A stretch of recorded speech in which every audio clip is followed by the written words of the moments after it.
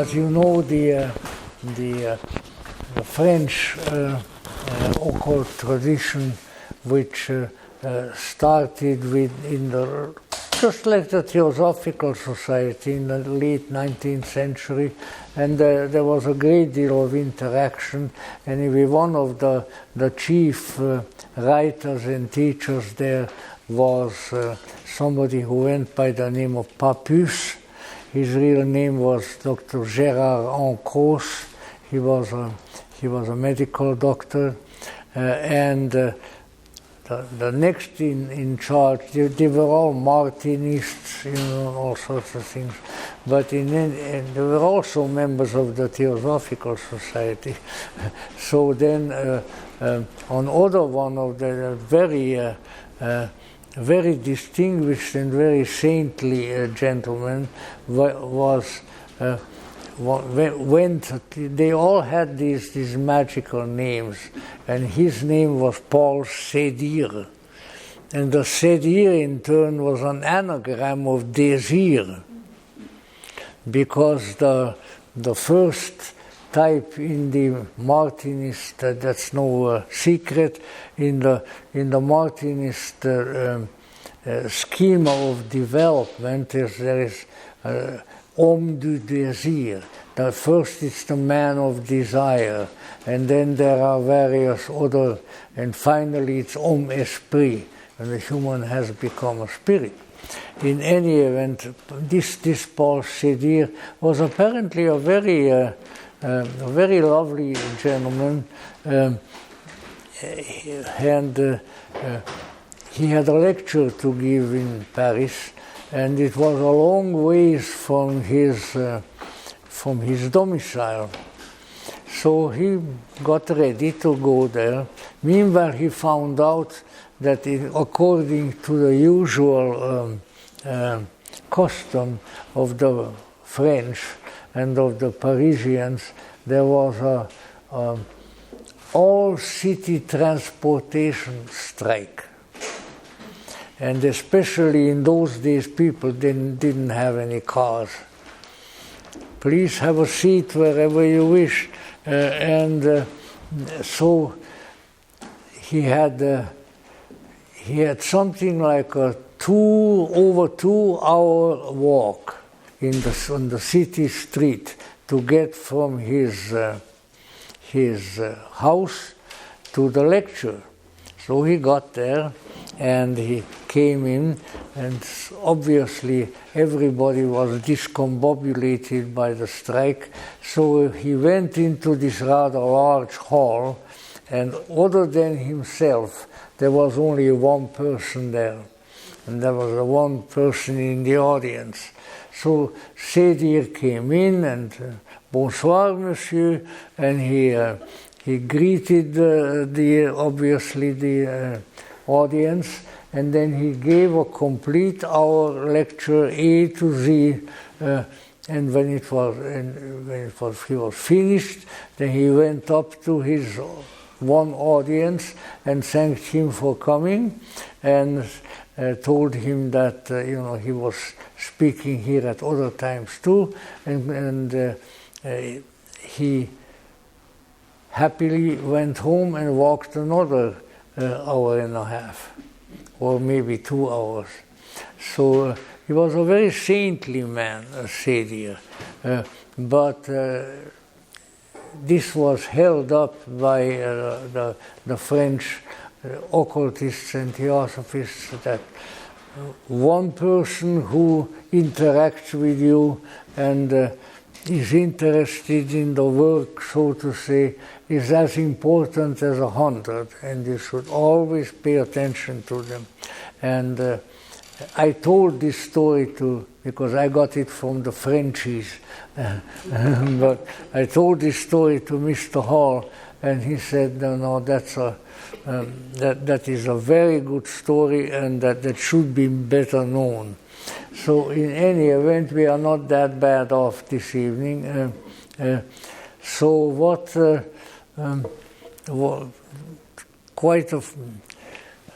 quite a few of the few of you have been here throughout the section, others are not. We even have my dear friend John all the way from Connecticut, from Yankee country, which is also it's pretty much the birthplace of Colonel Olcott, isn't it? Yeah, he was born in New Jersey. Oh, he was born in Jersey, but there is the Olcott family is very well known. They were founding members of Hartford, Connecticut. Yeah, Hartford.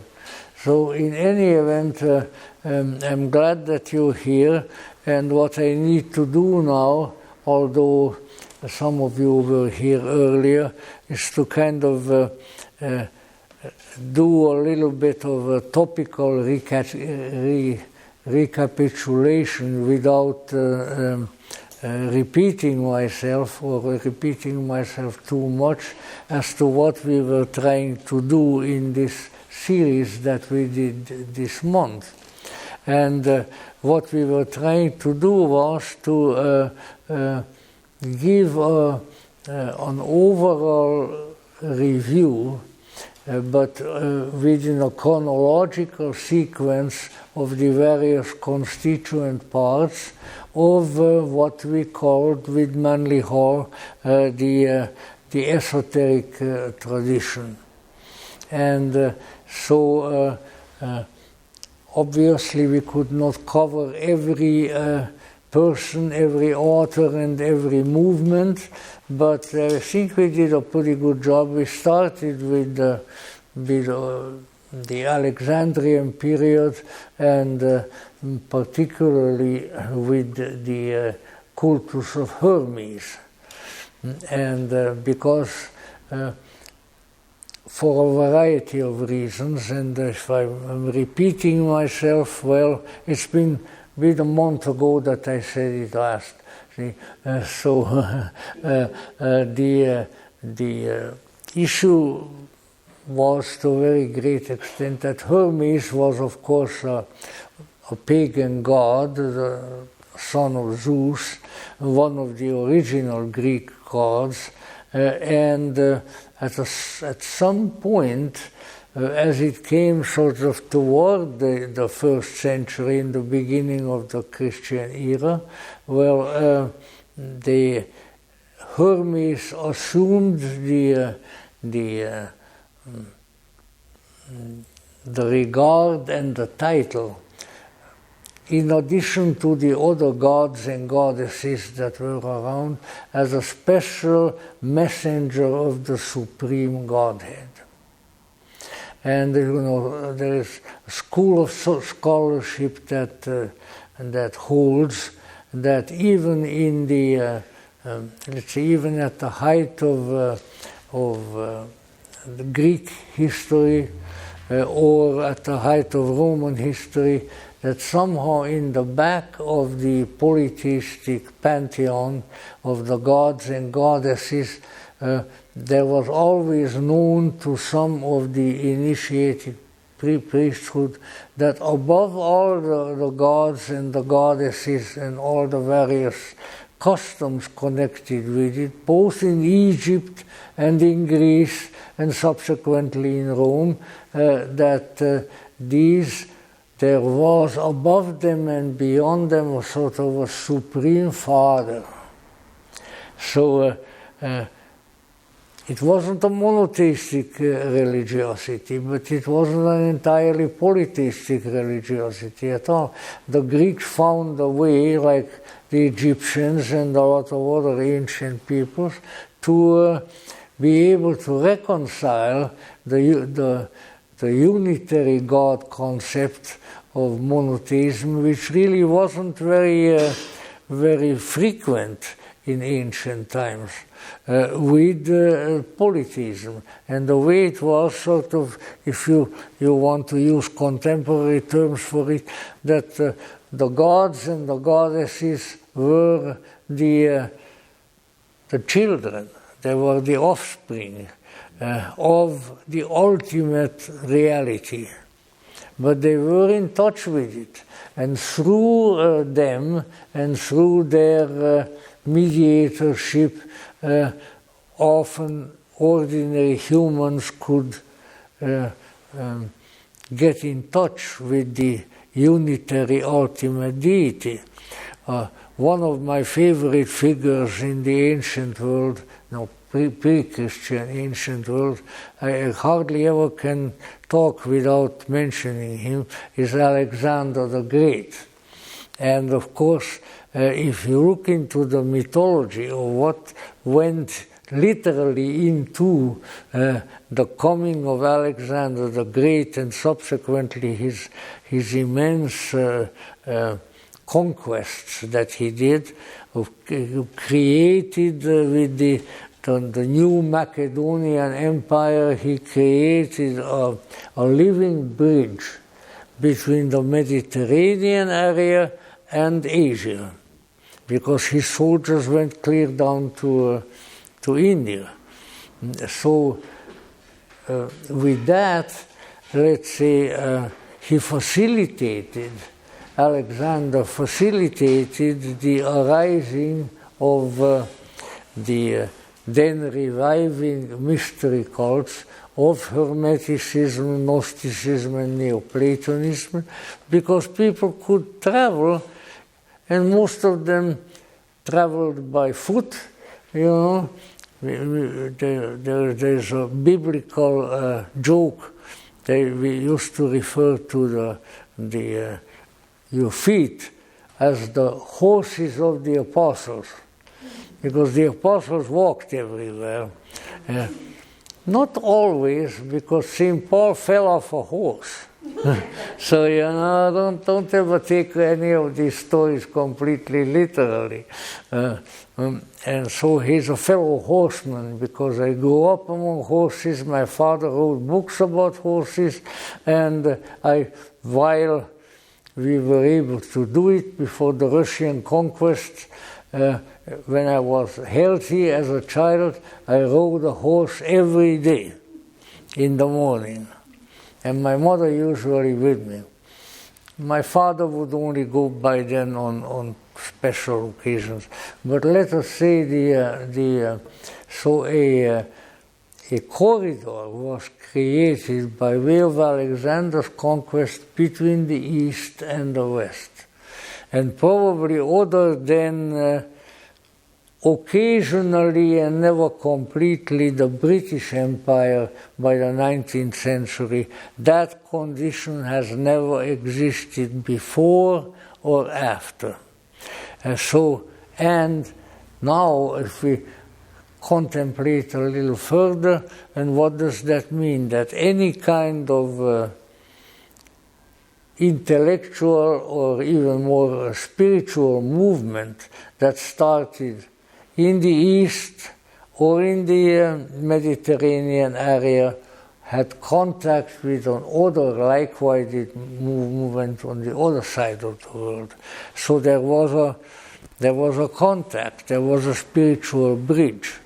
And that is why the more esoteric tradition held that Alexander himself was a god incarnate, and he was sent by the supreme Amun, which is Egyptian, in order to establish the groundwork for the coming holy religions. And the coming holy religions was of course Christianity, but beside that, Hermeticism, Gnosticism, which came allied with Christianity, and Neoplatonism.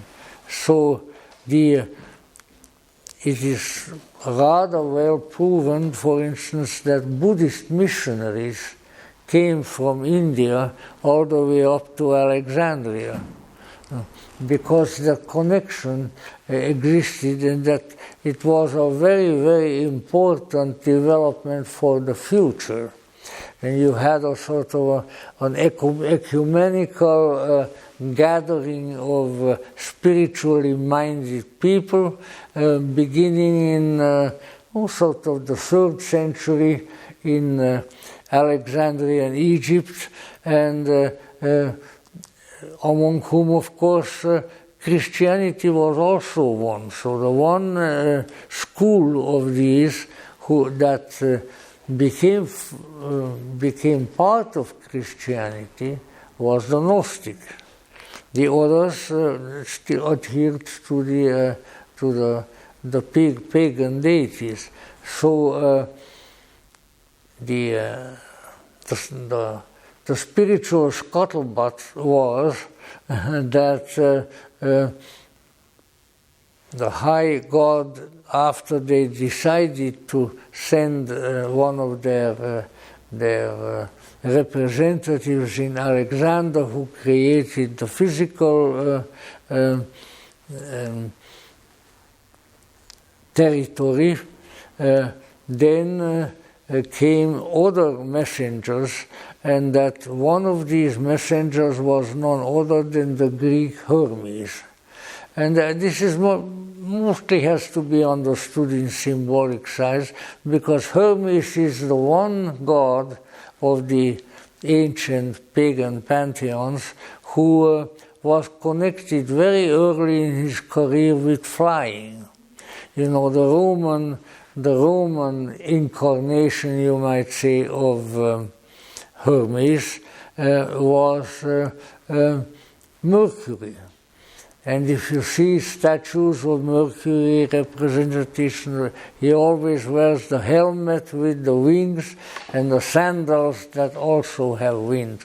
There's a beautiful statue, big one, of Mercury in that shape in Paris, which is very close to the or in the 7th arrondissement, where then the big bridge goes over, so that Mercury or Hermes was regarded for his mobility, and so that he was told to join the Mediterranean peoples with the Egyptians and to continue with certain of the deeper understandings, because you know in every and any time in humanity you had the people who were as in psychology we call it extroverted, and who were interested in having a good time, and if possible having a lot of money in order to supply the funds for the good time. But that there were others who were wishing for deeper things, and so it was really to supply and to nourish this deeper understanding that there grew an entire tradition, which we often call the esoteric tradition, as against the external tradition that the generality of the population was probably attached to, but which had its own holidays and so forth. I don't know how many of you have been to the Getty Museum down here. And the Getty Museum has, I think, 2 or 3 gigantic. They go story high, gigantic panels, paintings by a famous British painter of the 19th century, whose name escapes my geriatric mind. And I saw a wonderful exhibit of him once in Baltimore. I was charmed by it. It'll come to me. In any event, he was a great painter of historical scenes of antiquity. Come on now, let go. In any event, so these are big panels, and they are both depictions of ancient Roman pagan procession. The priests, and then the dancing girls, and then this and that, and the horses, and beautiful banners. you really have a feeling that you would like to go back to ancient Rome. But of course, if you were to do that under the Emperor Nero or Diocletian, and you were not his favorite, then you might not have been quite as happy. Sir Henry Alma-Tadema, this was the painter. You know, the artists at this time, in particular in England, were fond of taking on Italian names because Italy was regarded as the home of art, and you know, even a good many, I don't know if it's the majority, but a good many of the plays of Shakespeare have all Italian themes. Romeo and Juliet were not Irish, you know, and many others. That was the painter. But his paintings are all utterly charming, and at least for my imagination, they give you a feeling of the striving for ecstasy and its occasional reception that the ancient world, the so-called pagan world, had. And the one who, according to the ancients, has carried the tradition of ecstasy, the entire ecstatic movement from Greece and Rome to Alexandria and Egypt was the god Mercury or Hermes. Now, as time went on, of course, the other, I always call them the three-leaf clover, namely the Hermetic, the Neoplatonic, and the Gnostic. They were the three schools that functioned in Alexandria, and the Neoplatonists, I think we mentioned him last time, that the Neoplatonist school, which was established there, had as its teacher a very mysterious holy man, Ammonius Saccus. Ammonius the porter, Ammonius who carries the sack. Now, strange thing to name somebody, but the issue was that he was a very simple man who worked as a stevedore in the harbor of Alexandria. And when the evening labor was over, they unloaded the ships. Then Ammonius went out to the beautiful big tree-encrusted park in Alexandria, and there he gave his speeches. He never wrote anything down, he spoke, and when they asked him as to who his teacher was, because, you know, he said that the gods are my teachers, and for which reason he was called Hoteodidactos, the God-taught philosopher, which of course also joined with the fact that to this was ended, well, how should we refer to your teachings? And he said, since the gods taught it to me, you call it Theosophia.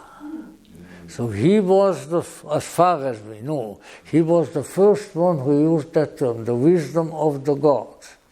And when in 1875, heck of a lot of times later, a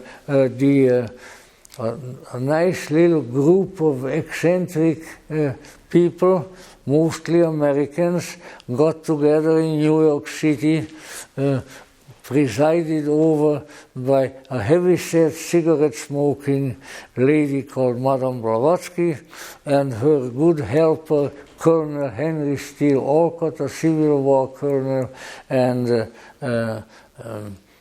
journalist and writer on agricultures and things of that sort, when they got together, they said, well, what should we call our new association?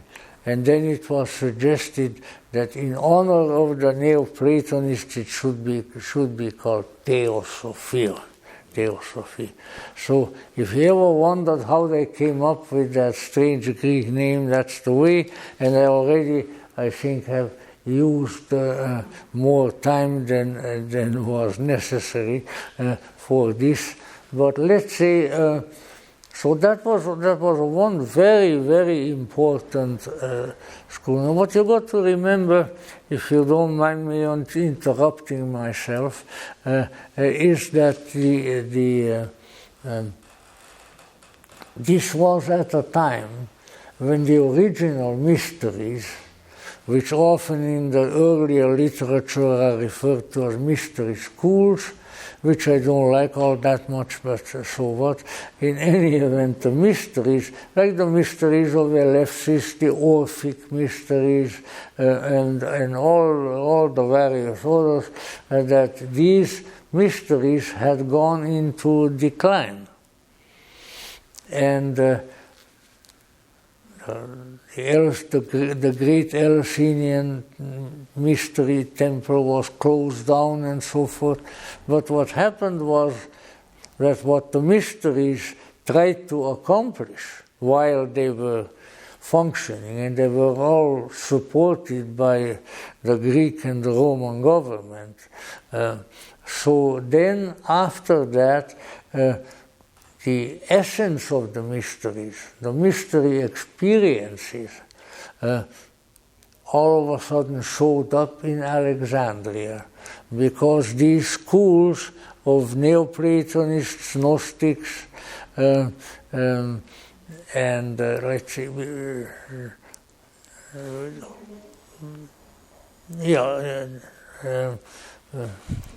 what's the matter with me? And Hermeticists here. I'm talking about Hermes, and that's the one I forget. Well, that's what old age will do to you. See, in any event, these schools, which were open, they didn't have to have any initiation, you didn't have to undergo various procedures in order to be admitted, like you would have been with the Eleusinian mystery. Anybody could go in, like anybody can come into this place, and here is one coming in right now. Howdy, good evening. So in any event, it was understood that the people who will be ready for the deeper transcendental insights, which nowadays we would call mystics, but even at that time, because the mysterion, the mystes, are those who veil their face from the outer world. So those who had the inclination toward the mystical side of the teachings, they would receive illuminations when following the words of someone like Ammonius Saccus, or Plotinus, or Iambricus, or for that matter, the Gnostic teachers, Valentinus, Marcion, and the rest of them. So it was kind of a self-selecting process, that those who were ready for the deeper teachings, they would get them. Those who were ready for the introductory were there until they either went elsewhere or were beginning to get the deeper teachings. All right, now this being the case, a very prominent school of that sort was the Hermetic school, and these were the people who followed the writings which were available, and many of them did not become available for maybe about 1500 years. The corpus hermeticum, the Hermetic writings, the body of the Hermetic writings. But to them in Alexandria they were available, and people who were literate could read them, and the teachers could speak of them, and so forth. And at the same time, since this strange new religion arose in Judea, which was the right word for it, among the Jews, that eventually came to be called the Christian religion. The followers of the Christos, the Anointed One, who was, of course, the Christian Savior. Now, and from there we got the Gnostics, because these people were referred to by the others, by the Orthodox Jews, and by the not very smart Christians who were always available even now. They were called toi gnostikoi, and those who know something. It's a good thing that I only had 2 years of Greek, but the important words I still remember. So that was the, you might say that was the mystery, the new mystery school, but with a Christian veneer, with a Christian story behind it. And these were the big teachings and the teachers and practices in ancient Alexandria, and spread from there to various other places. Now, as time went on, the Christian church became more and more numerous, more and more powerful, and I am sort of repeating things here that I said, I think, in the first lecture a month ago, so I better shorten my Hungarian long-windedness by indicating that as the Christian religion grew, so did the esoteric Christianity of Gnosticism, because there were always some people who wanted something deeper, and who had teachers who were genuine mystics, and who could convey these mystical teachings and practices to them, and they came to be known generally as the knowing people, to Gnostikoi. And so as they grew in Alexandria and the various other lands, the pagans, who didn't particularly care to take on the religious practices of a people whom they conquered and they didn't like very much, namely the Jews. You know, you got to remember now, with, for instance, with all this hullabaloo about Palestine and so forth, the word Palestine, Palestinia in Latin, was coined by Titus, the general and the son of the Emperor Vespasian at that time, who was sent over to Judea, as it was called up to that time, which is the land of the Jews, and he said that we got to see, there's always these things go on. And they said, you know, we got to do away with those Jews. We got to chase them out of there, said the Romans. Every few years they have a revolution. Every few years they have another fracas, and that we just got to get rid of them. And that was the beginning of the diaspora, the dispersion, which even the English word sounds so much like it, of the Jewish people, because the Romans said, okay, boys, if we are not out of here by the end of this month, you know, we've got the swords here, and we know how to crucify people, so I would say, if that is indeed the Roman word, skedaddle. And so they did skedaddle, and it was the beginning of the Jewish diaspora.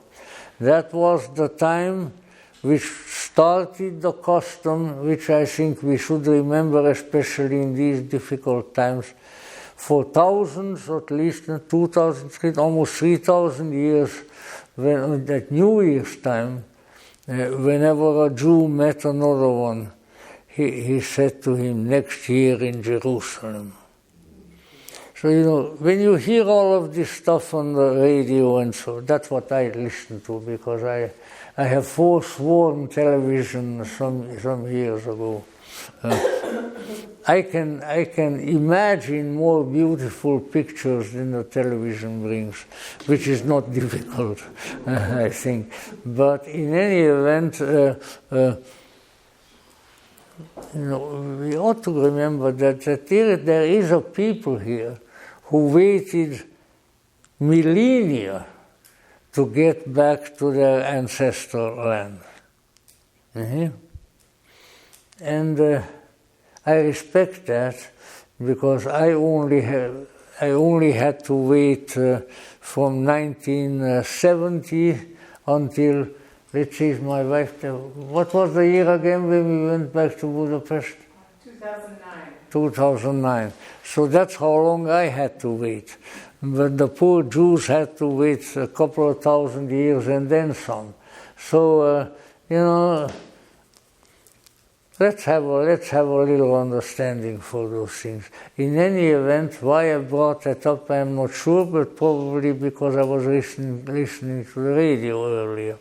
But the issue was that this was originally a Jewish sect, the Christian, with a prophetic figure who was called Jesus the Anointed.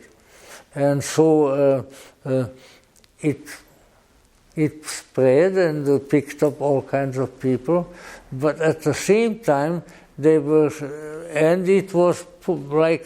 was sort of the custom at that time, because obviously, just like I indicated before, the three-leaved clover of Gnostics, Hermeticists, see, I always forget one of them. Neoplatonists. I really like the Neoplatonists least. So that's why I forget them. Too much head trip, too much philosophy among the Neoplatonists. The others were all the mystics. So as these people were there, now the people who were not Christians of these were of course the Hermeticists chiefly, and the Neoplatonists. So interestingly enough, the Christian church, which was already quite worried about the Gnostics. The Gnostics were powerful mystics, and they had their own version of it, and they taught the Christian message, but with a new slant. The new slant being a mystical and transcendental, esoteric interpretation. So those who were not Christian, but were along the mystical path, became the Hermeticists, those who followed Hermes. And what is interesting, that as time went on and the religious life moved more and more into the Middle Ages and so forth, when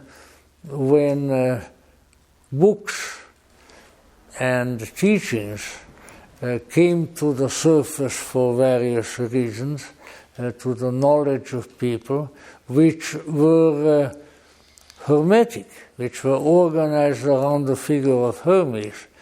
The Christians, even the least attractive inquisitors, didn't bother them. They said, those people are not Christians, so let them do what they want to do. Of course, probably later on, at some point, they changed their mind. But in any event, it's the Gnostics that they went after. They were the ones who were stoned, who were burned, and all kinds of things of that sort. I think simply they had no objections to Plato, because Plato was regarded by everyone, including the Christians, as a sort of Godhead, a non-Christian saint. Clear at the time of the Renaissance, which is, about 1400 years later, there were prominent people in the Roman Catholic Church who suggested that Plato should be declared a saint. The pagan philosopher Plato, and I think that it was stopped by the more orthodox only with some difficulty.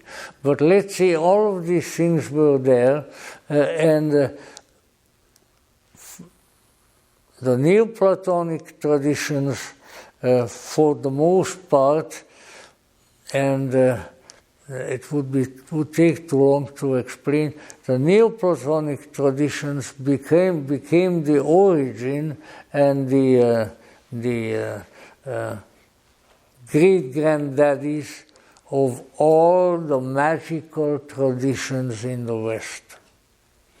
Because the Neoplatonists' philosophy was so organized that it allowed for individual people to meditate and engage in various magical practices and then get information, so to say, from the other side, whether you call the other side the kingdom of the gods, or whether you called it Plato and his disciples. But so the Neoplatonists were, for the most part, not bothered a great deal by the increasing Christian. The Hermeticists also were left pretty much alone. It's only the poor Gnostics that were beaten up then and throughout later periods. But these were the three. All right, now, when we trace what we have come to call the esoteric or the inner tradition, we must remember that we are tracing a compound tradition that consists of the remnants of these three: Hermetic, Neoplatonic, and Gnostic. And of course, whenever the Gnostics came forward, whether it was in the form of the Albigensians or whatever the case may be, or others, they were looked at with a very jaundiced eye by the Orthodox Christians. But the Hermetics became, well, I wouldn't quite say absorbed, but became connected with an art. It was called the great art at the time, that people were very interested in and became more and more interested in for a long time, and that was alchemy. And so alchemy was also absorbed by quite a few Muslims who were not terrorists like they are now.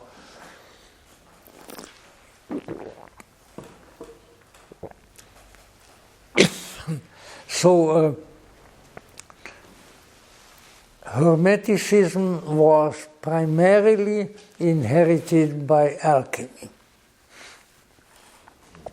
which was highly regarded because a somewhat misunderstood tenet of the cultus was that if you did your alchemy right, you would have a miraculous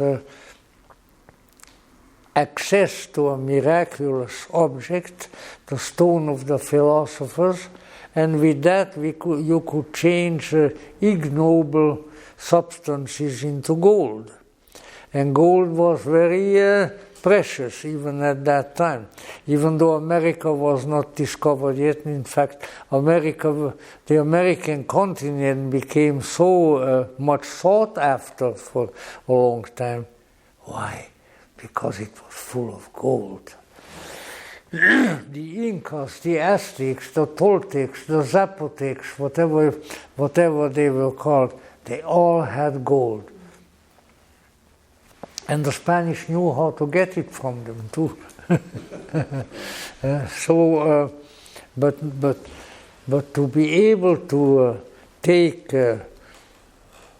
all kinds of cheap stuff, dirt and mercury and iron and things like that, and then do various rituals with them, and then get the philosopher's stone, with the aid of which they could then really produce gold. This was certainly a very much sought after activity.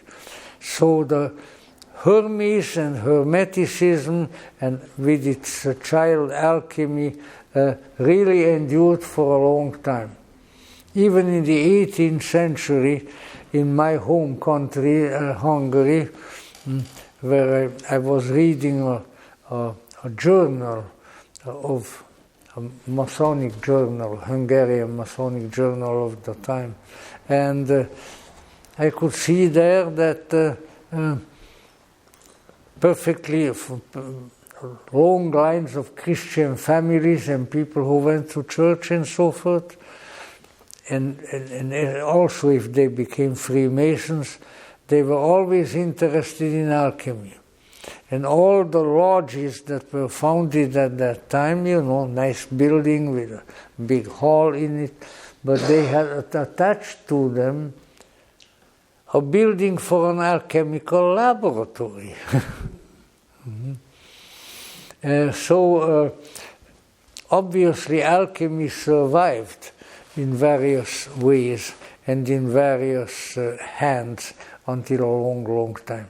Neoplatonism also survived, and there may be, you've got to be a little more careful, because what Neoplatonism survived in was ceremonial magic.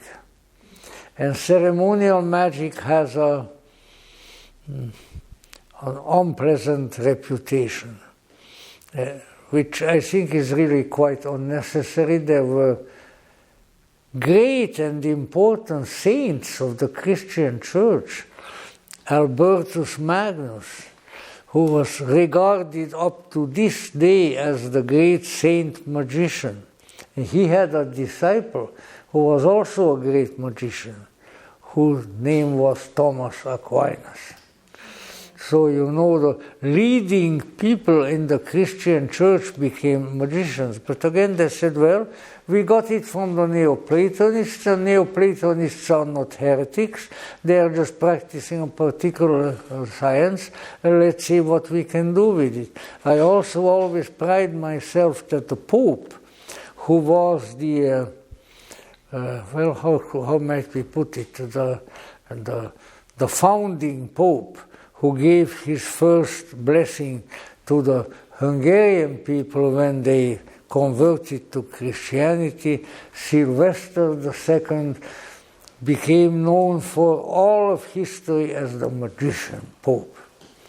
And the legend still has it that in Rome, at the Vatican, he had a statue. And when he said the right words, the statue would talk to him. The same idea that at another historical period was said about Albertus Magnus, that he had, well, I don't know what you would want to call it, maybe an artificial intelligence that would, if he wanted the information, he could go to it and talk. And then Thomas Aquinas was very put out with all of that initially, but then he became quite a magician himself. So the Neoplatonic tradition carried the magical tradition, which people believed, right until recently, historians, that had some kind of a connection with Persia, because the Zoroastrian priesthood were referred to as the Magi. And that, anyway, we don't need to go into subsequent historical periods, but let us say this is how, from the three-leaved clover, something developed that with the movement of history became a tradition. And this is the tradition that Madame Blavatsky called the esoteric tradition as against the exoteric tradition, and which has pretty much been accepted by now, that such a, well, shall we say, heterodox tradition, more or less, had developed in the West alongside with and commingled with Christianity, and is still here.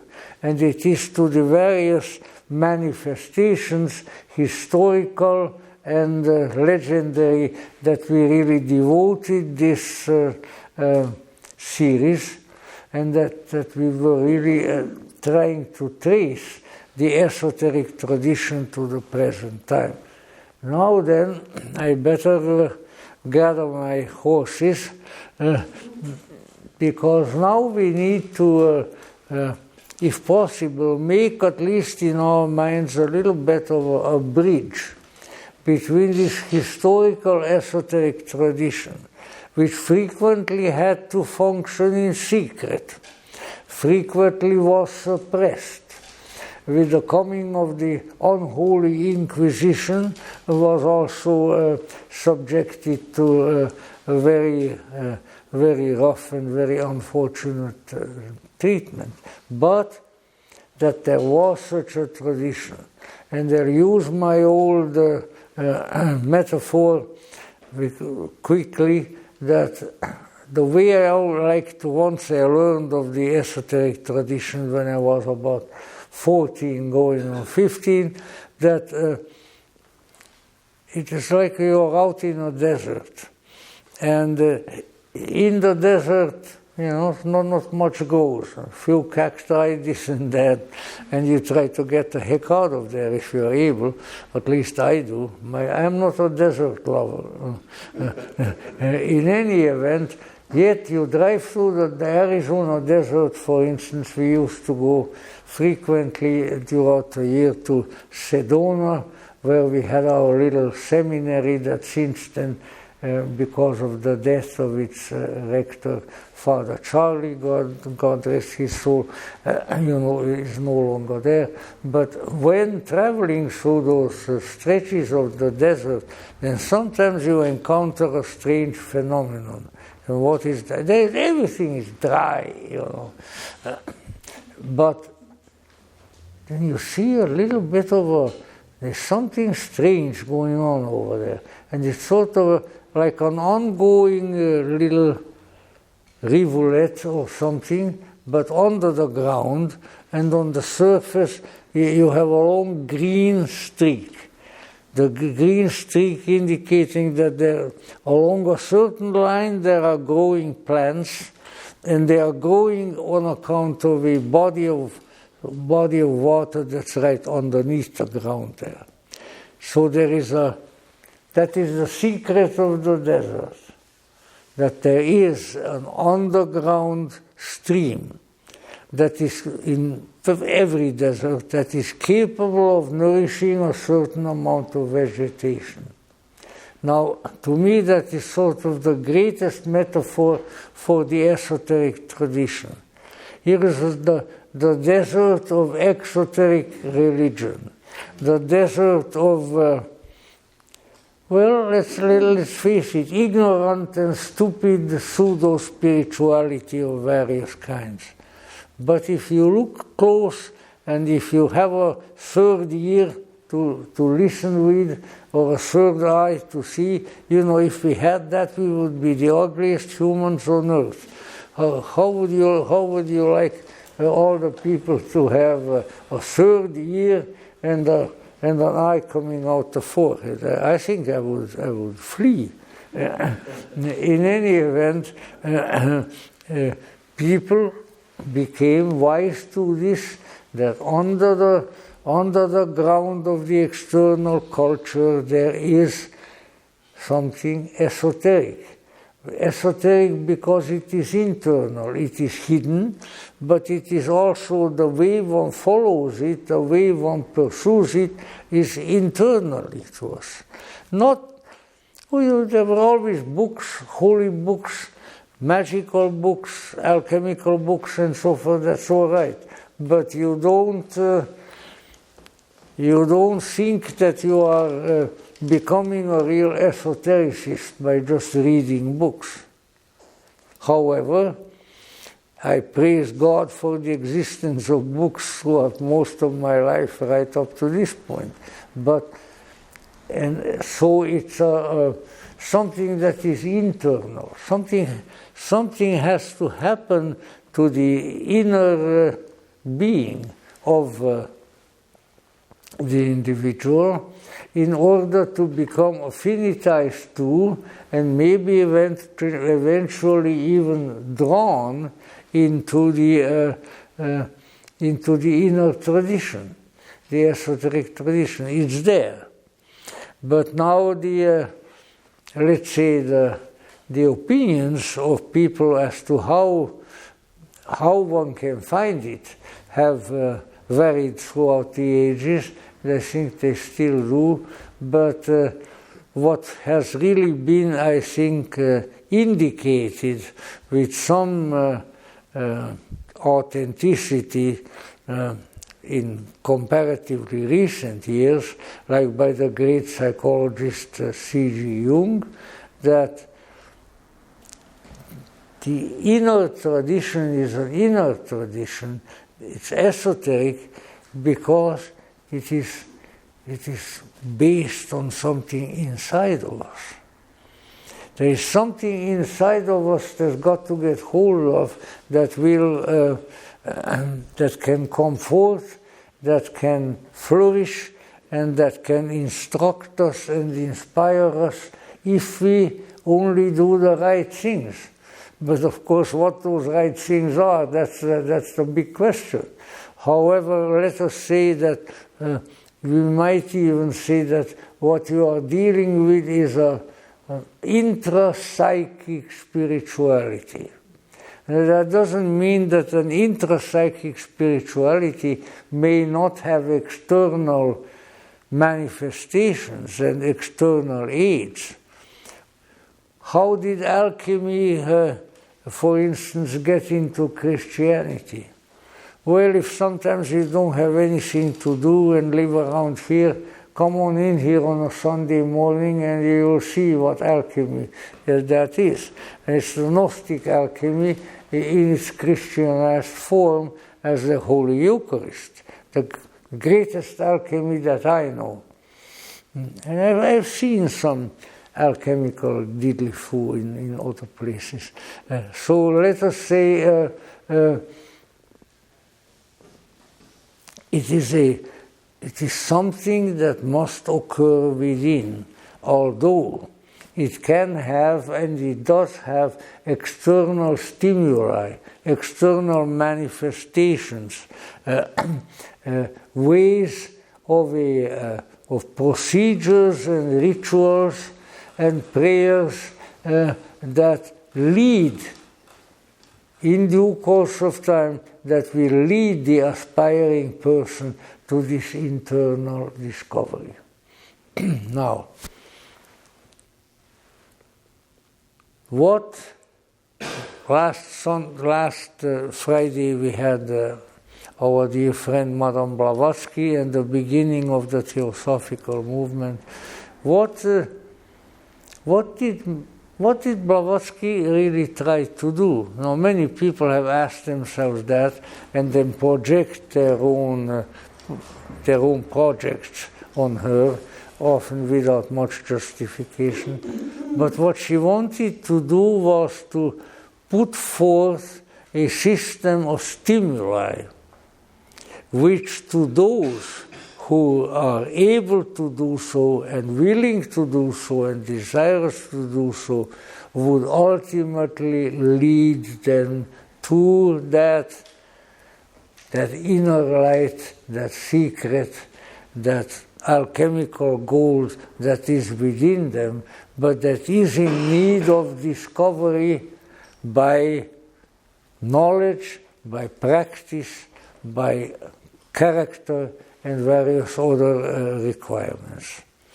That is my firm belief, and that is why, how long? What is it?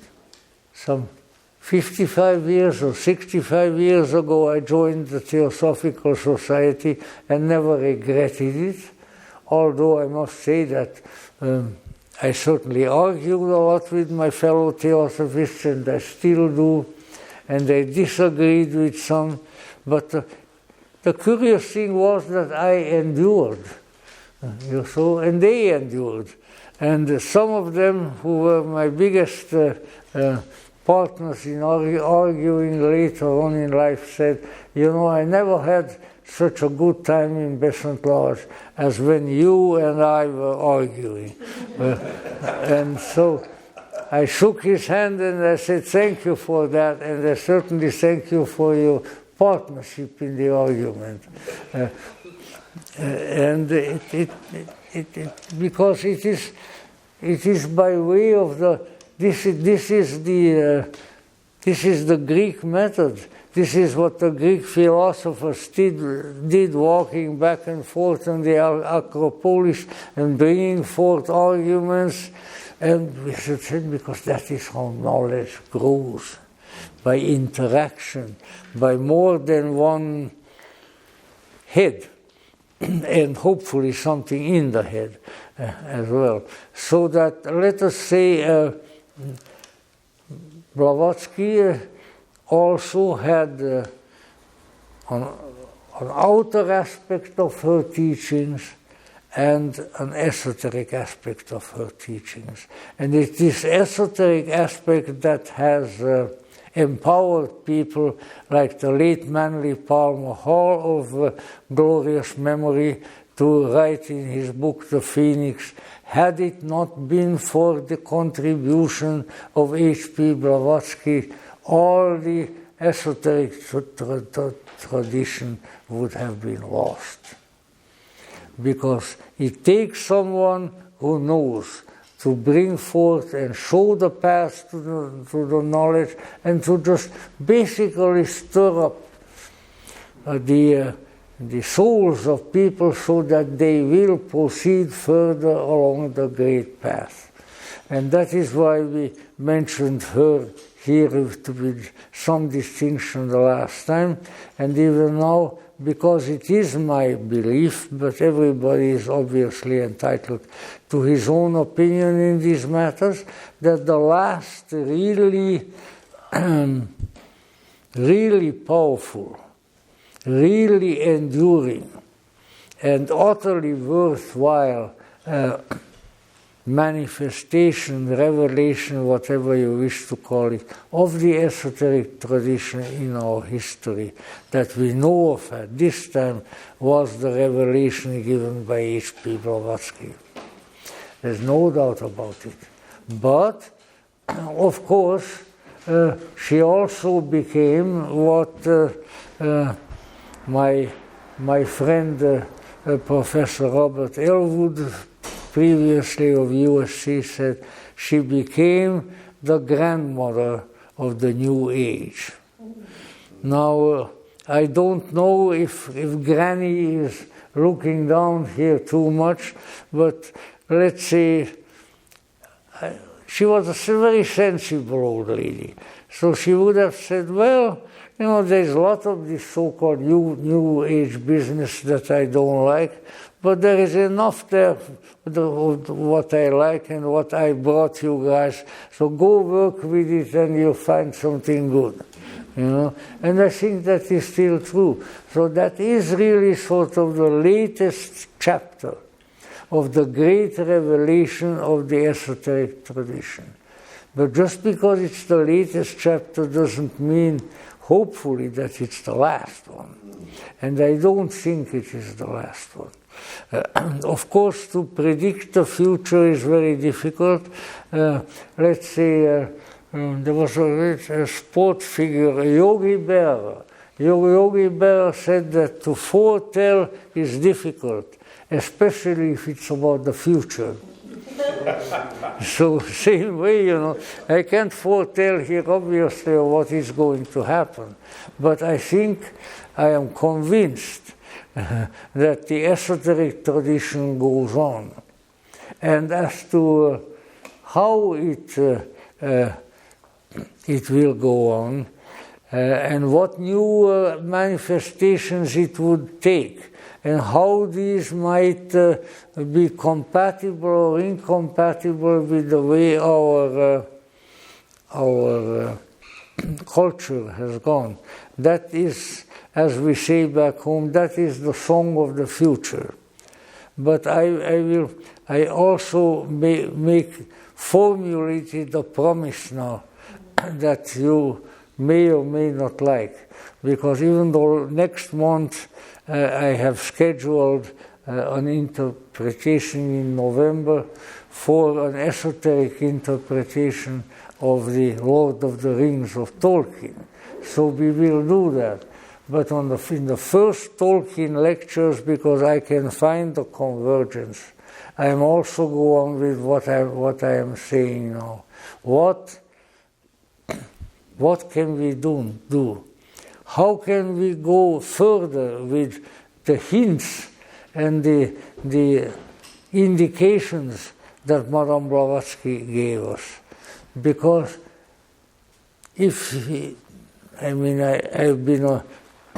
been a reader of her material, both what she wrote and the biographical material of her, ever since I was in my late teens, so I'm very much devoted to her. But let us say there was an illumined soul who fought against tremendous odds to resurrect and to bring into focus the esoteric tradition.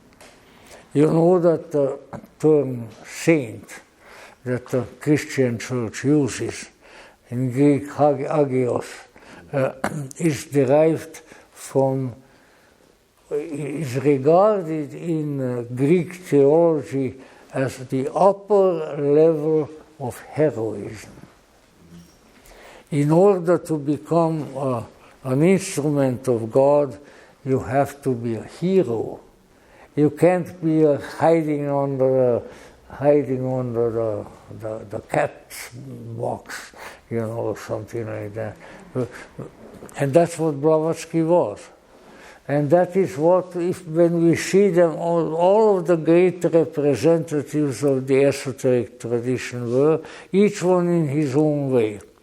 And I can personally say that I feel blessed of having encountered some of these heroes, some of them in this very place, people like Geoffrey Hodgson, Dora Kunz, many others.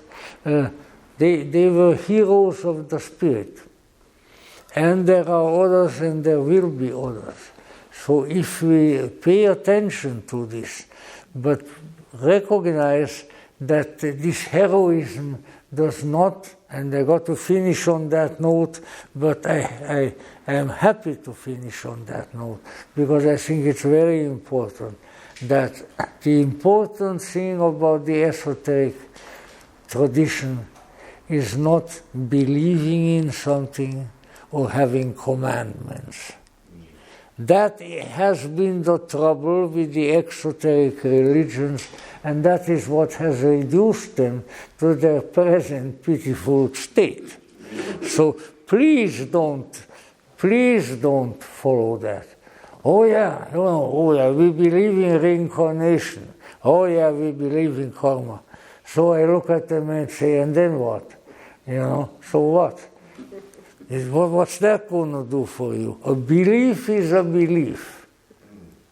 But a knowing, a deep knowing, a knowing that comes from inside, a knowing that is authentic because it is yours, and because you are not repeating somebody else, but you are repeating the still small voice, the voice that is within you. Sometimes it becomes, the still small voice becomes so loud that you can hear it and say, oh yeah, what did you say? Okay, go on. This is maybe a little exaggeration.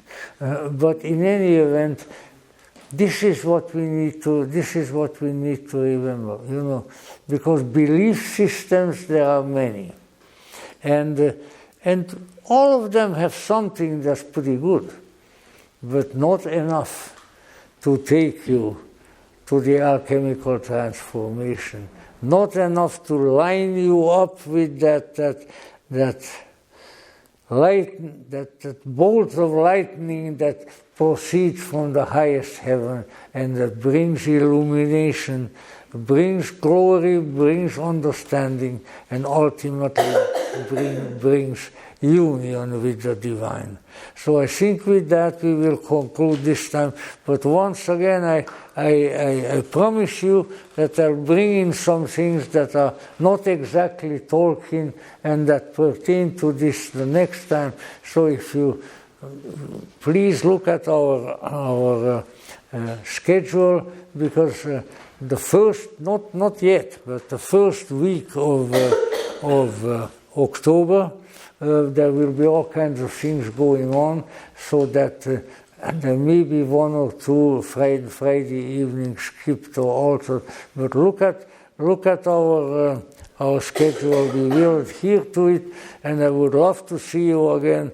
And long live the esoteric tradition and our indwelling Godhead within them. Thank you very much.